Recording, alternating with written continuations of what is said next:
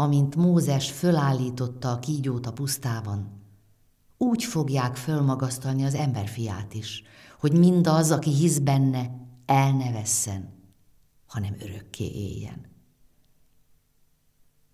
Úgy szerette Isten a világot, hogy egyszülött fiát adta oda, hogy mindaz, aki hisz benne, el ne vesszen, hanem örökké éljen.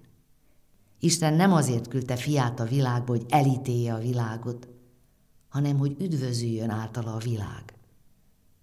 Aki hisz benne, azt nem ítéli el, de aki nem hisz, azt már elítélte, mert nem hitt Isten egyszülött fiában. Az ítélet ez. A világosság a világba jött, de az emberek jobban szerették a sötétséget, mint a világosságot, mert gonoszak voltak tetteik. Mindaz, aki gonoszat tesz, gyűlöli a világosságot, és nem megy a világosságra, hogy nyilvánosságra ne jussanak tettei. De aki az igazságot teszi, a világosságra megy, hogy nyilvánosságra jusson. Tetteit Istenben művelte.